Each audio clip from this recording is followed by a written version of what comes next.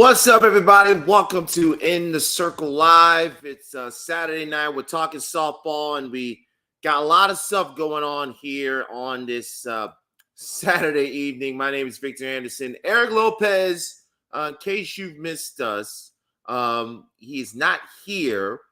So, and yes, Nate, you were right. In fact, let's give you your due right now because Nate, back in our season preview back in February, he was one of the few who said Texas A&M would host regionals.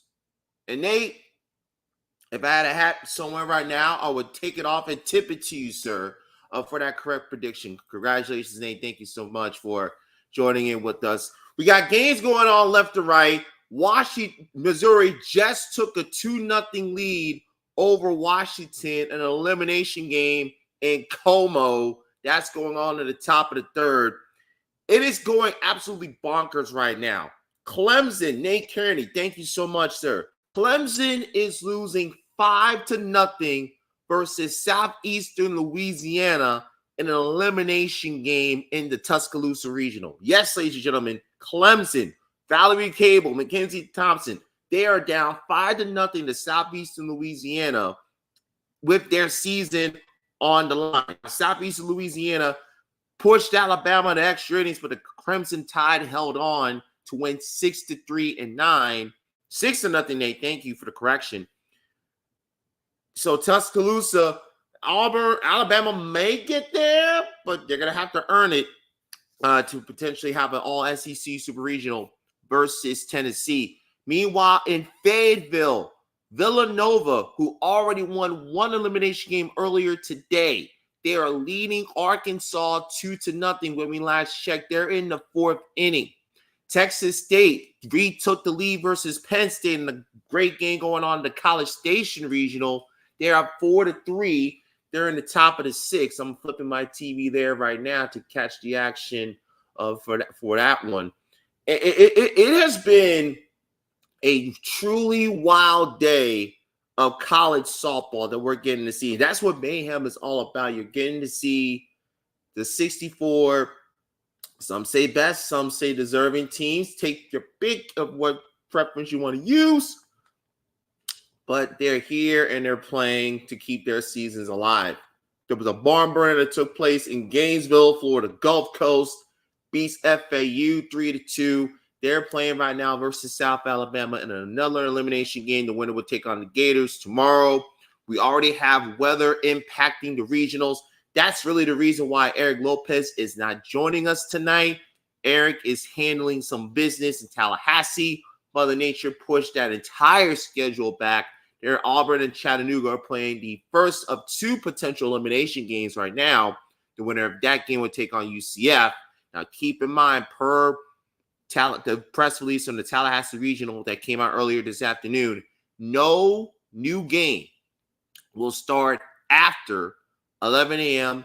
Eastern time. That's one of the new rules that was implemented with regionals a few years ago. Also, the Durham Regional impacted by weather. So the elimination game between Utah and South Carolina, that's going to be played tomorrow at 1. The winner will then play Duke at 3:30. And if the winner of that game, winner of the Utah-South Carolina game beats Duke, then Game 7 will be pushed to Monday afternoon or evening, time to be determined. All that stuff will be figured out. But the way Duke's been bashing, I don't anticipate either Utah or South Carolina, whoever wins that game, beating Duke twice. But we have seen stranger things in regionals, and be that as it may, we could see that again. One other thing I do want to bring up before we get to your questions, and we again want to get your cooperation in the chat. We already have Nate chiming in; he's giving in his 2 cents, and we want to hear your thoughts and comments on everything that's been going on.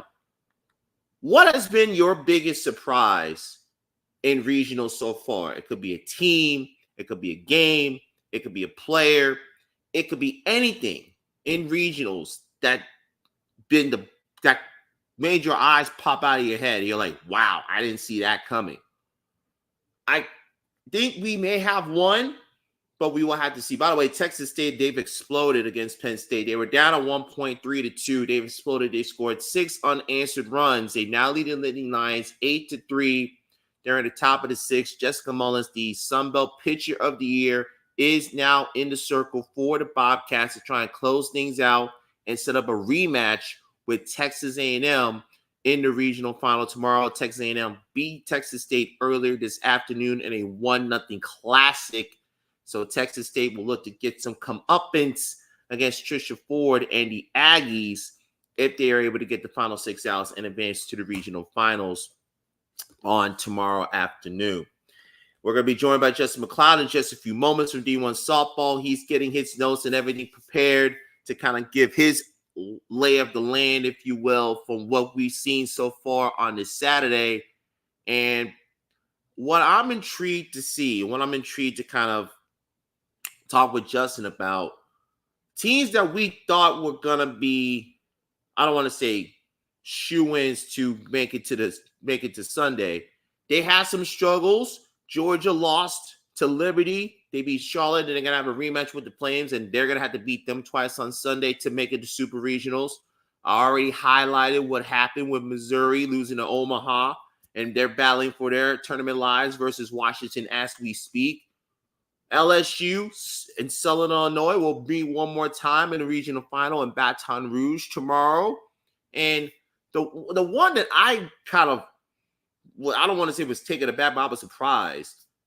Virginia shutting out Miami of Ohio's potent offense in that regional opener on Friday. That was probably the biggest stunner for me. And then all of it, and then next thing you know, Baylor rumbles Louisiana in Lafayette today to punch their ticket to the regional final tomorrow. And Ole Miss is 2-0 after Princeton, the Ivy League champion, knocks out the Rebels. And I know a lot of people are saying, well, this proves that the committee should have put an Ole Miss in. Not necessarily, folks. A team having 2 bad games in 2 days does not say a decision was wrong, nor does the team's performance in advancing far in a regional or potentially winning a regional make the committee's decision justified. Those are 2 separate things, folks. Let's not interconnect one with the other. When you get in the tournament as a double elimination, in that first game, it is so important. I've talked about this time and time again with the various tournaments that I've watched and I've broadcasted from youth all the way to softball, all points in between. That first game, to stay out of that loser's bracket, makes your life so much easier. And a couple of teams had to find out the hard way today. And Clemson's finding out right now as they're down 6-0 to Southeastern Louisiana in the Tuscaloosa Regional right now. And by the way, can I just give another tip of the cap? UCLA down 4-0 versus Virginia Tech. They storm back another walk-off win for the Bruins and win that game 7-6. They advance to the regional final in Los Angeles tomorrow late afternoon. Eric and I will talk a lot about that, presuming Eric's back from Tallahassee in time on our Monday episode of In the Circle. And I'm certainly looking forward to talking with Eric about that.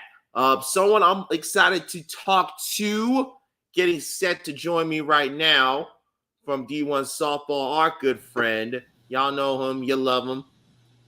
And when I say love, we mean in a relative term with the comments. Justin McLeod, happy Saturday evening to you, sir. How are you?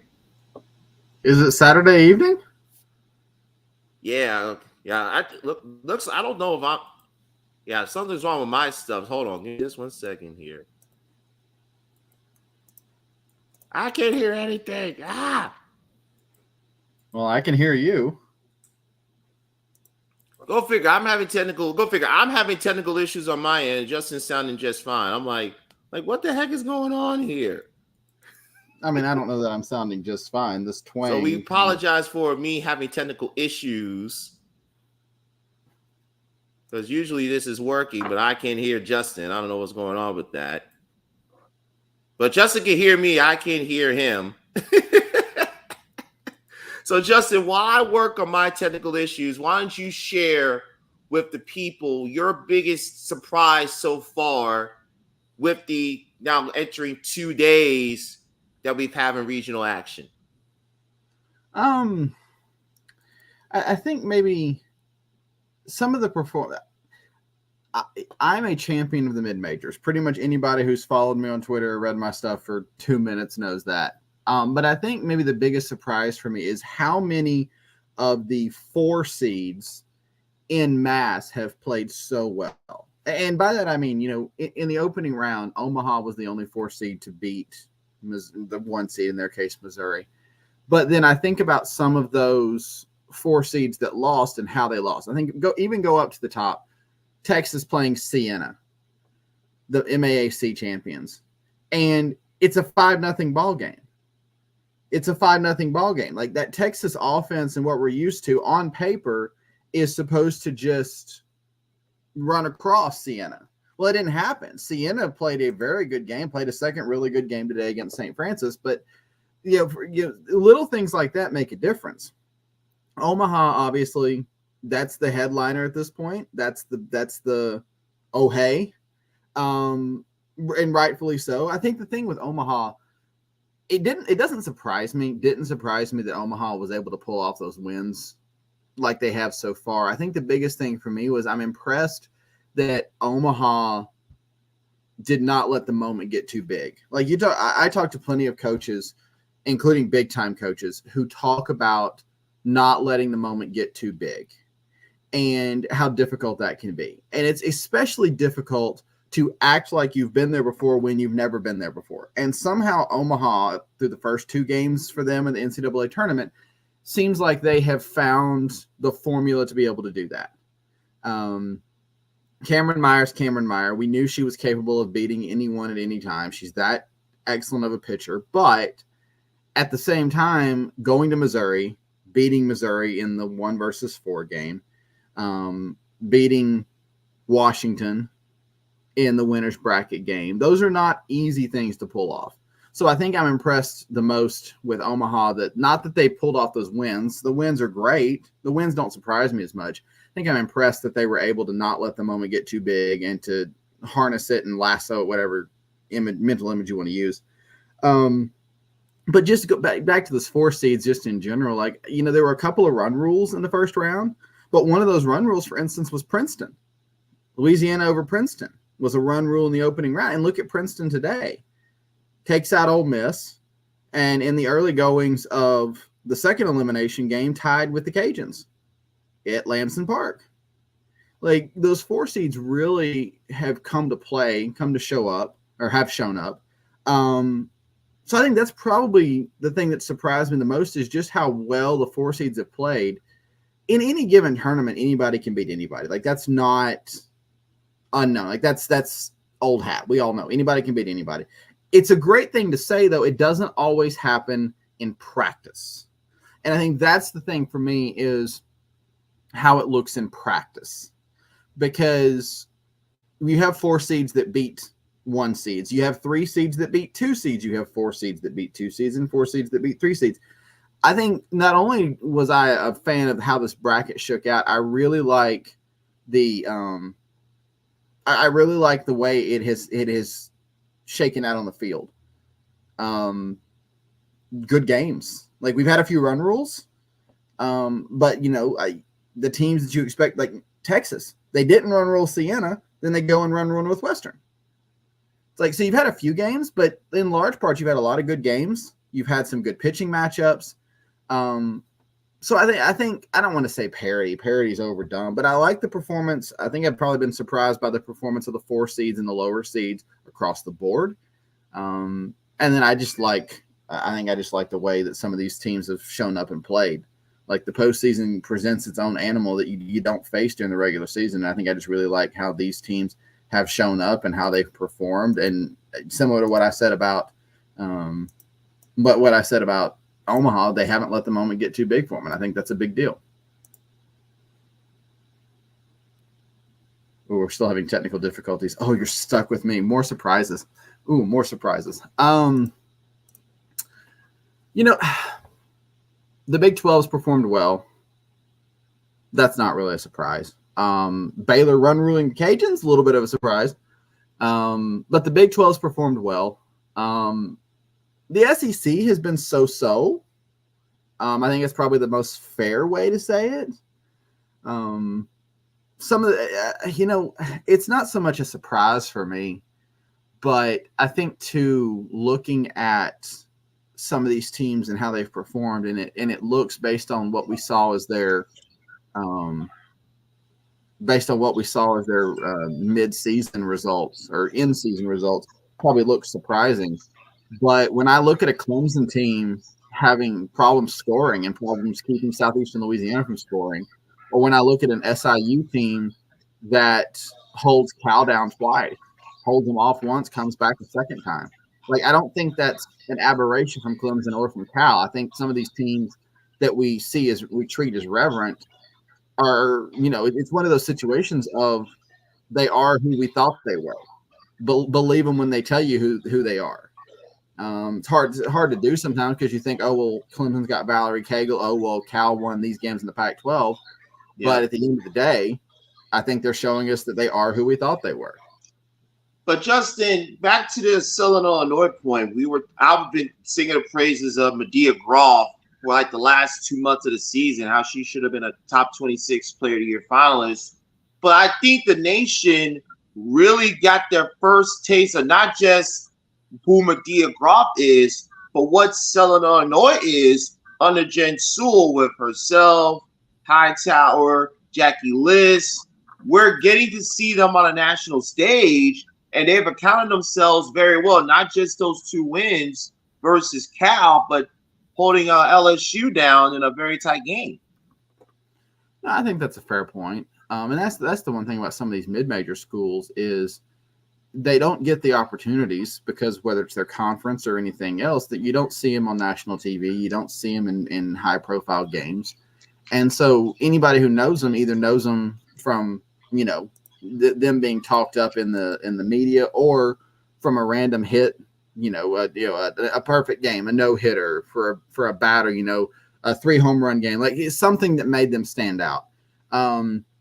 So I think you're right. And I think that's the beauty of the NCAA tournament is you get to see so many of those players get those moments to shine. Like, I mean, you think about it, how many people were introduced to Cameron Meyer last year simply because Omaha was in the NCAA tournament? Not because Omaha did last year, certainly not what they're doing this year. They won 1 game. But at the same time, when you're in the NCAA tournament, there's only so many teams playing. There's only so many games playing. Yep. It makes a difference.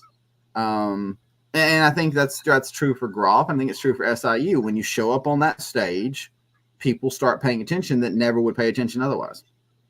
Yeah, and Glenn, I feel your pain, sir, because I was so bullish on the fighting Ashley Waters, and but that's more to what Missy Lombardi has built with Oregon and her particular team. She had Oregon right there with Oklahoma before Oklahoma did Oklahoma things, but let's remember, Justin, this is an Oregon team that went to Super Regionals last year, winning in Arkansas. So they're no stranger to being on this big stage. So I took that for granted for Coach Lombardi. So I dropped the ball on that one. But back to your point, Omaha had a bulk of the team back last year, including Meyer.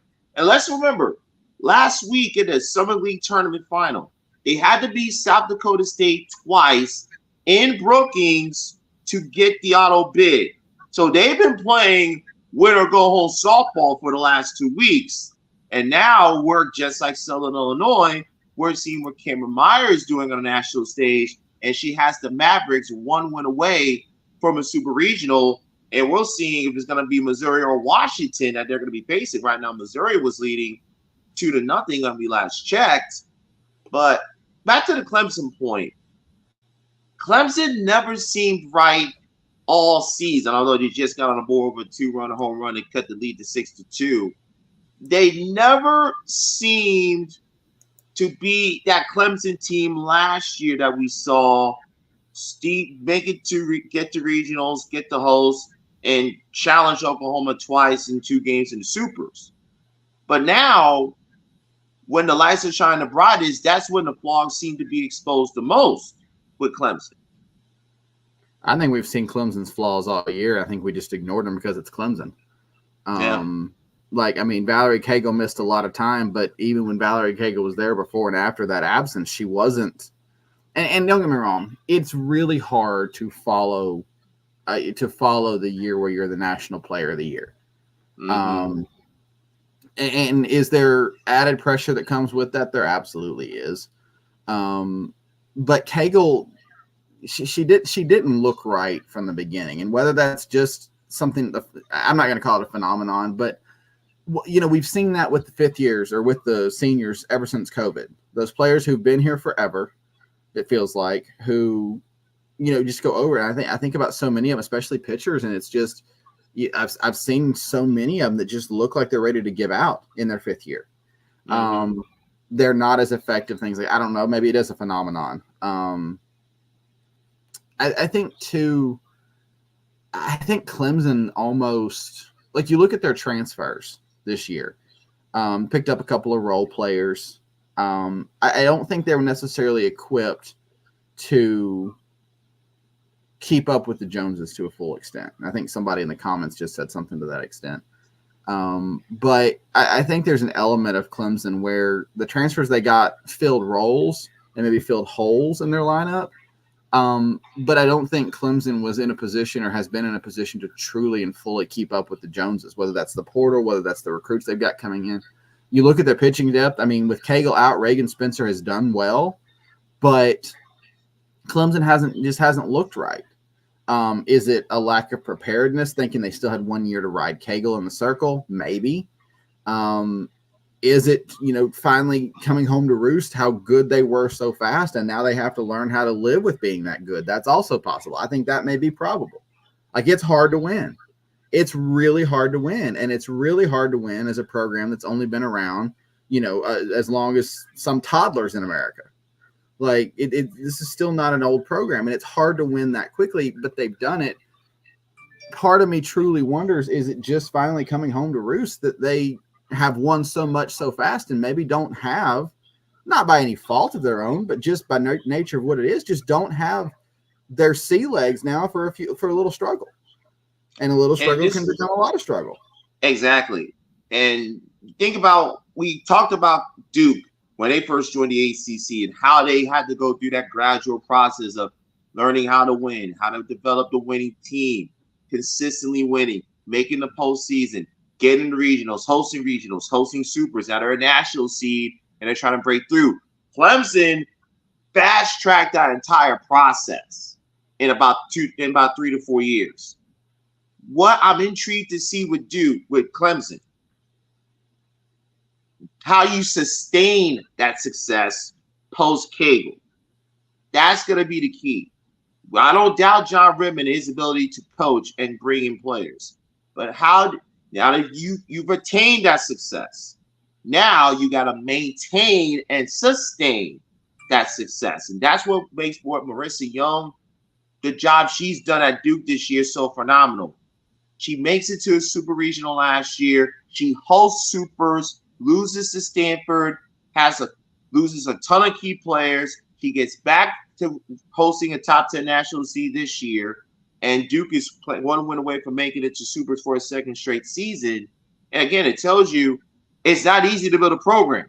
It may look like it's easy the way Clemson has exceeded expectations, but look at the Duke model and you see what makes Marissa Young such a successful coach and what she's done.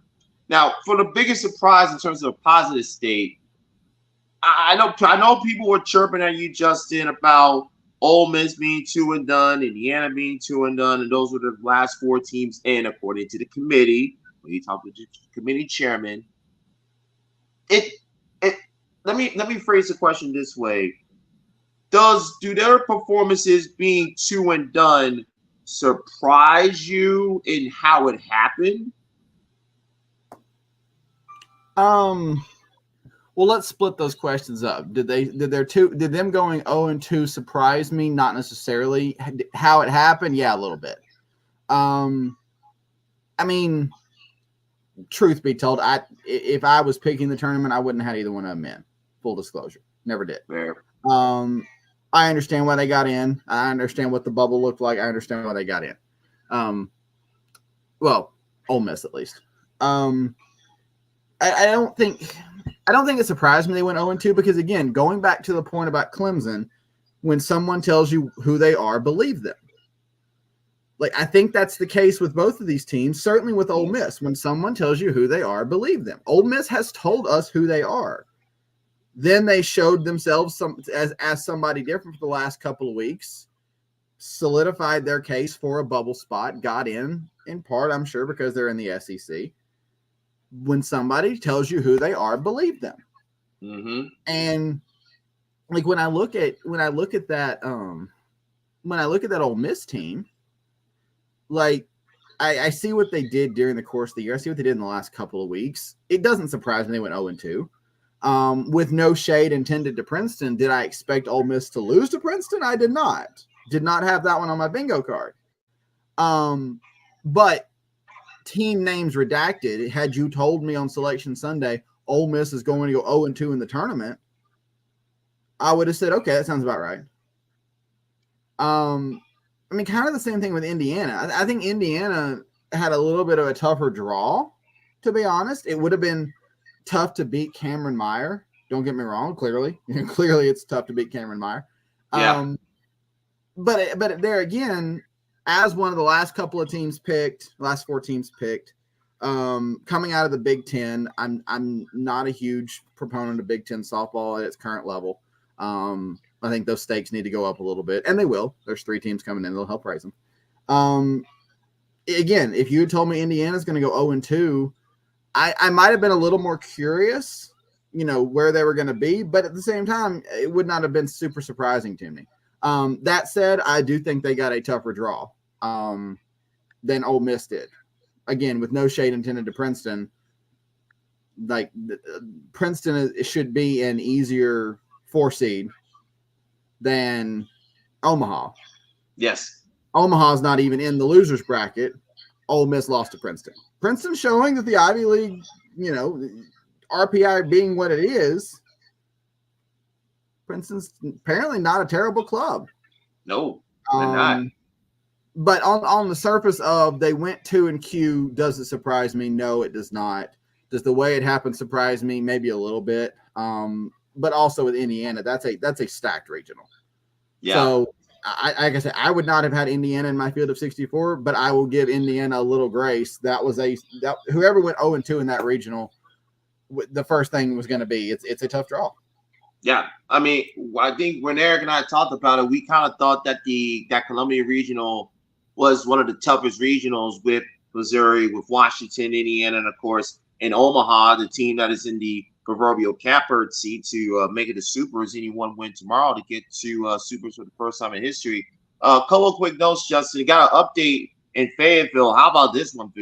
Villanova up 5-2 on Arkansas on the top of the 5th. I saw the ending of that Arizona-Arkansas game. I thought Arkansas was going to duplicate what they did last night with Riley Hitchcock starting things off in the home run in the 7th, but proved to be a little bit too much. And now you can see for the 4th straight year, Arkansas get eliminated on their home field, and it'll be the 3rd time it will be done by a Pac-12 team because Oregon, who we just referenced earlier, did it to them last year regionals, and Arizona and Villanova Wildcats could do it to Arkansas this year. We're happy to see what Courtney Dipel has built with his Arkansas program, but I think the question now is, when is Arkansas going to get over that hump, presuming that they don't come back in these final 3 innings? I mean, that's a great question. I don't have a great answer because the biggest thing for me is, what is that hump? Like, I understand that the hump is getting past super regionals, getting to the World Series, and getting past regionals after the last couple of years. If this score holds. But what makes up that hump? Is it not being able to answer in the moment? Is it, an offense that can't hit? Is it a pitching staff that collapses? Is it inexperience? Is it too much experience? Like, whatever that hump is, I don't know how you get over, because Arkansas is some of those teams you talk about, very good teams. Yes. That team that lost the Super Regional to Texas, very good team. Might say exceptional team that year. Couldn't do it. It's not lack of talent. It's not lack of coaching. What else is there? There's something. What is it? Yeah. And figuring out what it is going to go a long way to being able to get over it. Mm-hmm. You know, I've covered Arkansas games in person the last 3 years. They're 5 hours from my house. Makes it easy. Yes. I've watched that team play a lot of softball. I've watched, you know, the Hannah Gambles of the world, the Ryland Hedgecocks of the world, you know, insert names here. I mean, there's a lot of things you can say about this Arkansas team. I understand that the TV talking point the last 2 weeks has been that people doubted the pitching staff coming into the year and that they answered and delivered. That's true. We doubted them. I doubted them. They've delivered. At the end of the day, though, that's still a 2-member pitching staff for an SEC team. Yep. Like certain things are gonna come through at some point. That offense has been splotchy at times. It's a good offense with some good hitters, and they look different. They've improved in some areas, but they also are deficient in some areas still. So what that hump is made up of that they need to get over, like I know what's on the other side of it, but what it's made up of is answering what it's made up of is going to go a long way to being able to get over it. I just don't know what that's made up of at this point. Yeah, I think it's still a little early trying to figure out. Again, they got 3 innings up to go to try and figure things out against Villanova, but we will see what happens. What your final takeaway, Justin, before we wrap up this abbreviated live stream on just your overall thoughts on what you've seen from regionals and what we can expect more of tomorrow? Oh, I love it. I mean, it's been a ton of fun, I think. And I don't think that's always the case. Postseason softball, I get it. It's the best time of the year, and it's true. But postseason softball doesn't always give us what this year's giving us. And I don't just mean upsets. I mean good games. I mean close games. I mean the kind of games that you want to turn on the TV and you want to sit in front of and you want to see what's happening. The kind of games where, you know, you don't know who's going to win. They keep your interest. It's not an 8-0 blowout. I think we've only had like 4 run rules in this entire tournament. I could be off on that, but off the top of my head, that's close to the math. That you think about it, a lot of times you have quite a few more than that because you get some of these mismatched games or whatever. This year you hadn't had that. I mean, even go to the Durham Regional, and after that long rain delay, Morgan State and Utah are sitting in. The thing about that, Morgan State out of the MEAC, Utah out of the Pac-12, played in the Pac-12 championship game. Yep. And Morgan State had runners on second and third. That play ultimately nullified, runner left early, so runner out. But at the end of the day, before the runner leaving early review, Morgan State's in position to with the go-ahead run at second base in the 7th inning against Utah. Yeah. Like normally a game like that is, 7-0 in the 3rd inning. But this year there haven't really been any of those 7-0 in the 3rd innings. Even some of the run rules that have been there, you go back to Oklahoma over Cleveland State in the opening round. That one was competitive. I think the other thing, just the only real game that would have felt over from the beginning was Texas and Northwestern today, where Texas just dominated the Wildcats to have beat them 14-2. That's really the only game that gave you that, okay, this one is over. We all know who the superior team is. And kind of going back to my point, the 4 seeds with Omaha going to the regional final. Princeton eliminating Ole Miss. Florida Gulf Coast, they eliminated FAU.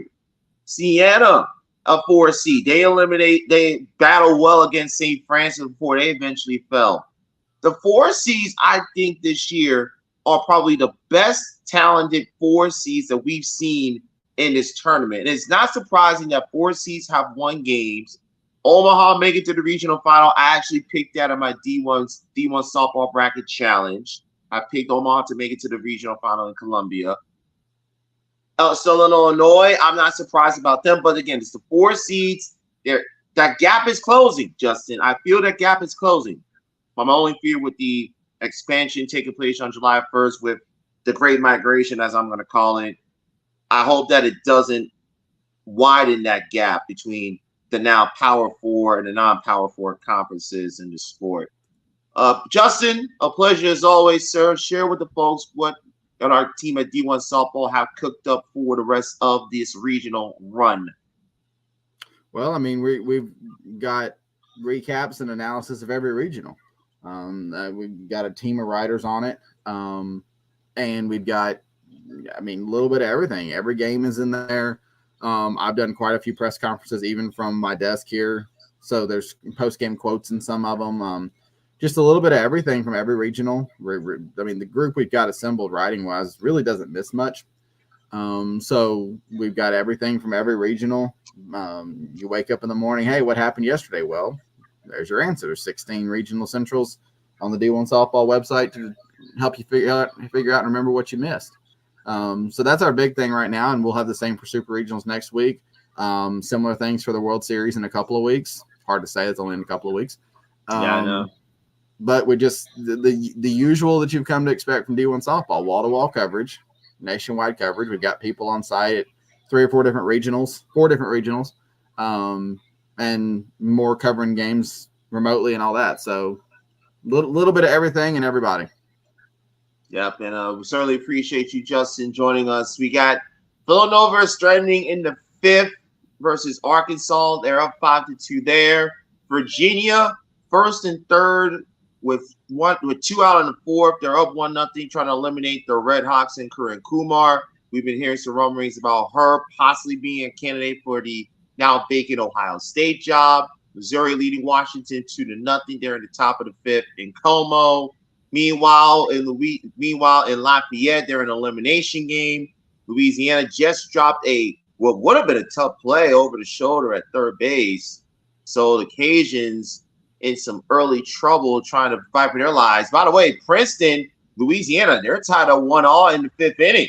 So Louisiana in danger of being done. So them and Missouri could be the first 2 regional hosts eliminated by the time this night is over. And I don't think anyone had Louisiana being eliminated, and Jerry Glasgow is being Jerry Glasgow. Not really surprising about that. But Justin, I'm gonna let you go, sir.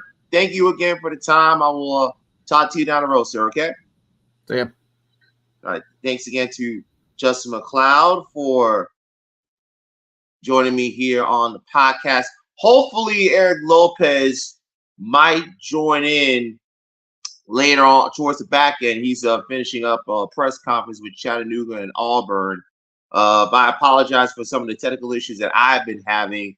The setup I had originally, thought it worked, didn't work. This is what happens when you don't check in and you have 15 different things going on today. But we're watching all the game. We've got the triple screen with 7 innings. Shout out to Alyssa Lang, who, folks, I'm working to get Alyssa Lang on the podcast. I don't know how we're going to pull this off, but we're going to pull this off.